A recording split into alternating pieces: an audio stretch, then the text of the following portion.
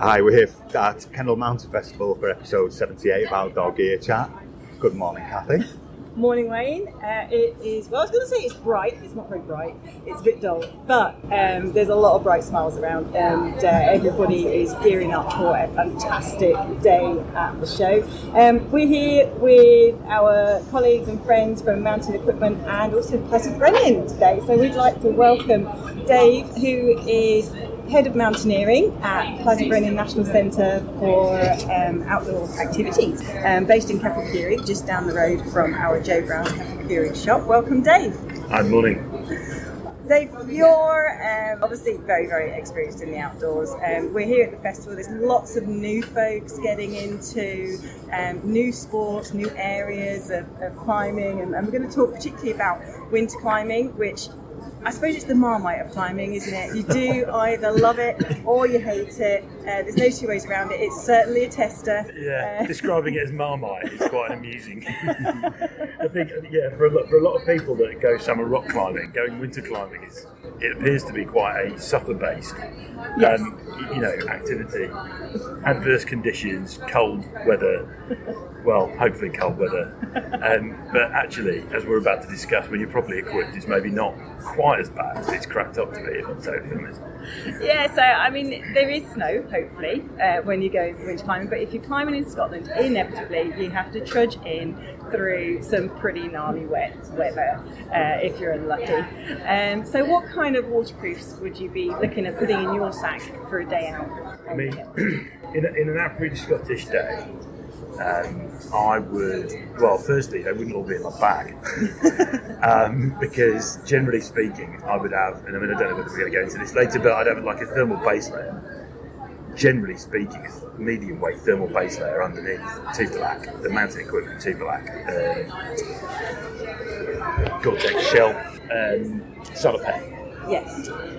And then have a 2 black jacket either in my rucksack or I'll be walking in with it on if it's precipitating in any sort of way, and just have varied layers underneath that appropriate to whatever the temperature and prevailing conditions are like and wind like. But most of the time in winter conditions I don't go out without my Gore-Tex shirt, trousers already on, unless the weather forecast is really good.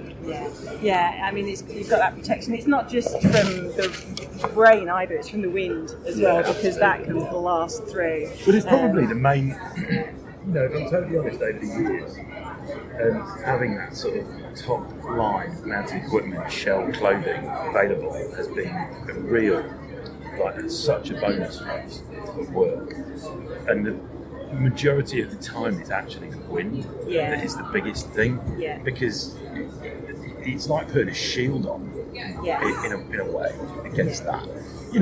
Like jackets will keep the rain off to a lesser or greater extent, but having something that is a thick shell, is totally windproof, makes a huge difference to survivability. Well, like a day being enjoyable. Yeah, and you've got that hood coming around and protecting your face, and especially if it's driving hail. The hood from a climbing perspective has been something that was like an absolutely ongoing and amazingly developed thing from our perspective that functions on a modern ME2 black jacket over a helmet in a way that no other jacket I've ever worn has that functionality, and also a hood that you can cinch down so that it works when you haven't got a helmet on too.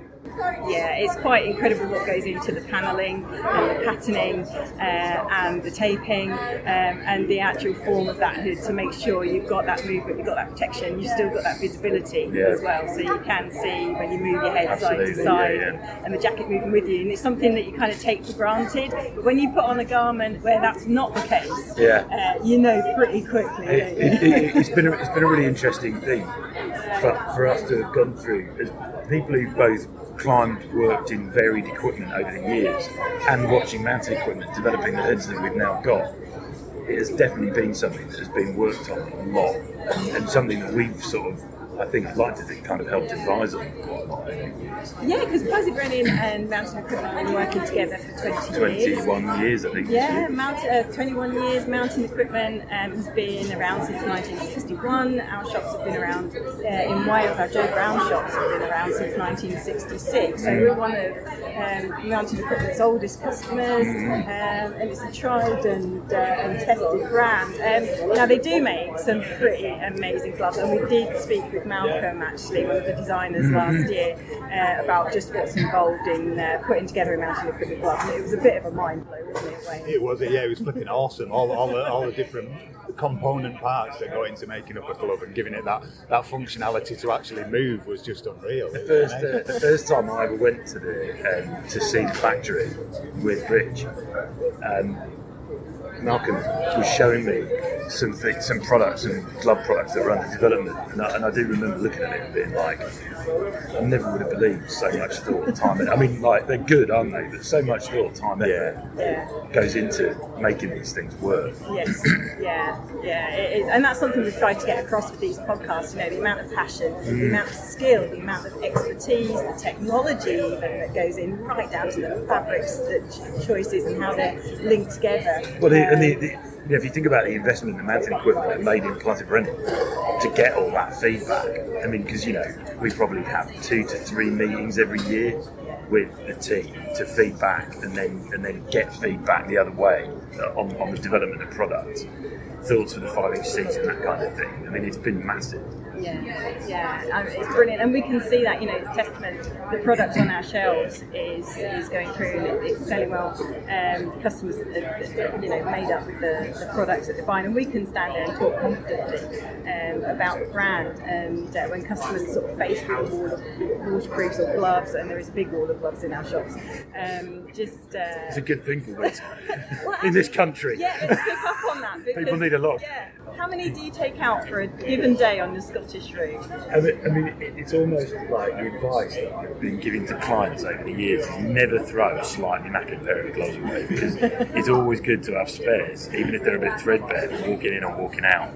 I mean, I reckon, you know, on a day like today, where it's sort of drizzling and grey and cold walking in, and then you get across the freezing level, so stuff is already wet when you cross the freezing level. You need to be able to change before you go climbing. And then in an ideal world, you've probably got at least one thicker pair of gloves to either put over the top of your thin climbing gloves or switch when you get to belays and you're not moving very much.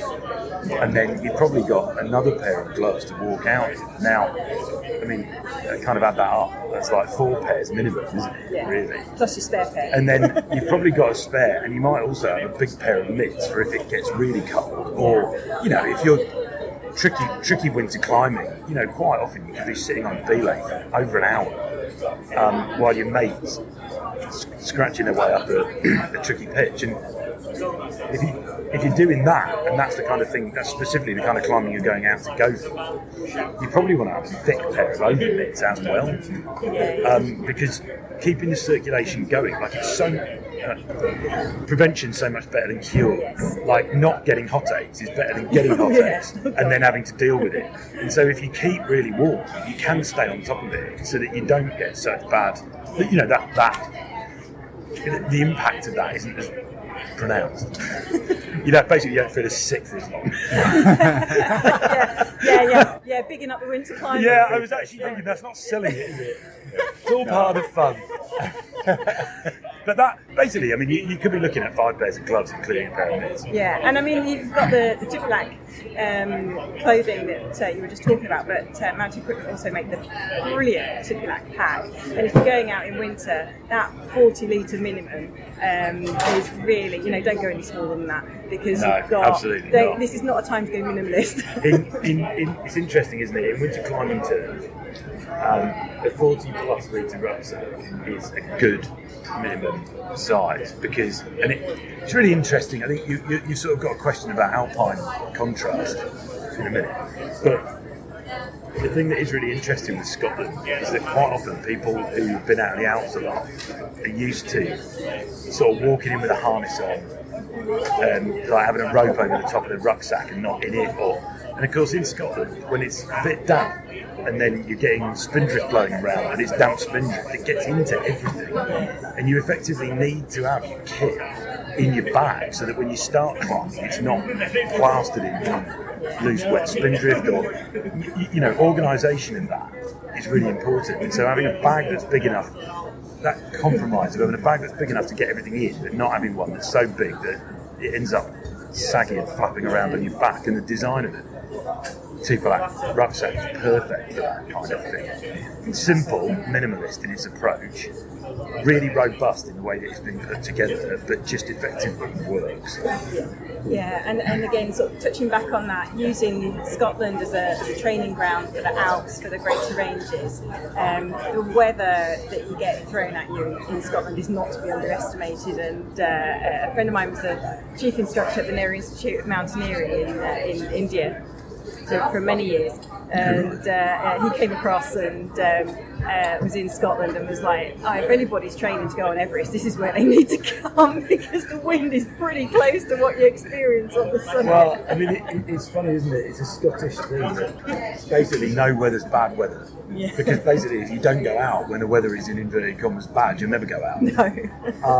But I mean, in reality, because of the sort of small mountains, big adventure element, because they are relatively small mountains, I mean, in actual fact, from sea level to summit in a single day, they're still pretty big days. I mean, don't get me wrong, but you are going from the valley to the top and back again in a day. But the thing about that experience and the nature of the environment means that you can go out and have really amazing adventurous days when the weather's really bad, if you know how to manage yourself and you make good decisions about venue choice. But yeah, I mean, it's a real testing. There's a really good reason why so many amazing world-class mountaineers came from the UK historically, you know, because, you know, they had the mountains of Scotland and traditional climbing all over the UK as a place to learn and test themselves, and learned how to manage themselves well enough to cope in those environments in the bigger mountains. Yeah, small mountains, big weather. Yeah, yes, yeah.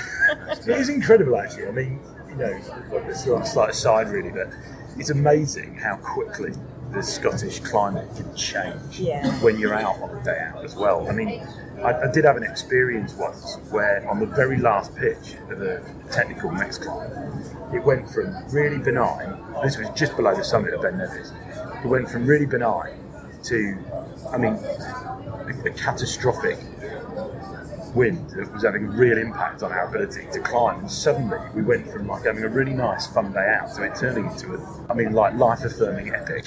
Yeah, like almost a rescue. I mean, we managed to get away without it turning into that, but I mean, it was, you know, and it's amazing how you can be doing that on a 3 or 4 pitch route, just below the summit of Ben Nevis, and yet come back from it like having had the same sort of experience you might have had climbing a 1.5 kilometre high alpine north face or something, you know, and like, it's crazy. And even actually not even climbing, because even ridge scrambling, it was a fantastic day on the Anakeegat Ridge in Glencoe. But when we started off, we checked the weather, done everything right.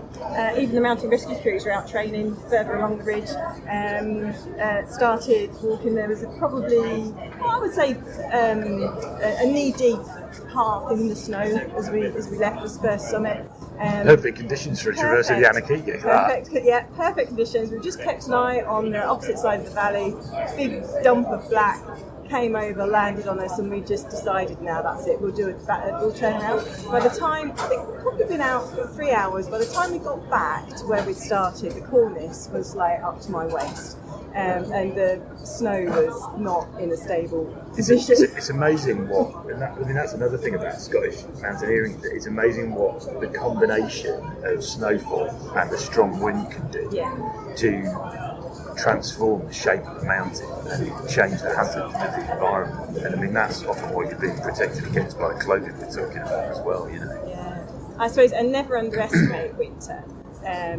Enjoy it, but just understand, give it a lot of respect, I think, is probably the wrong one, isn't it? And I know, you know, you go into the shops and you see the clothing hanging up, you know, a major investment, but it is a major investment for a reason. If you want to enjoy the outdoors, I mean, it couldn't be more worth it. Yeah. It will turn a day from being a day that is achievable and realistic into a day where you have to turn around if you haven't got the right kit. I mean, and that's not a sales pitch.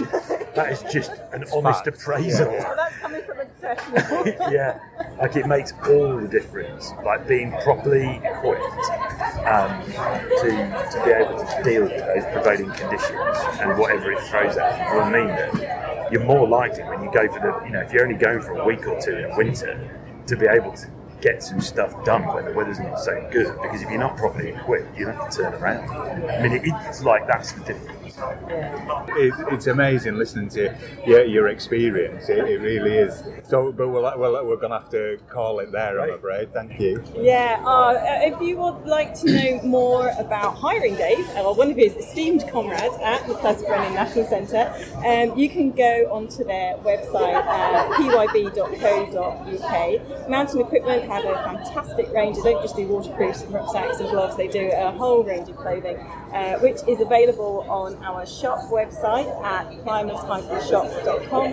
And if you are thinking about going out in winter and you want to tool yourself up with loads of free knowledge, then get yourself to the Joe Brown Outdoor Academy website, where it's all there, free to access, and you can find that at joebrownoutdooracademy.com.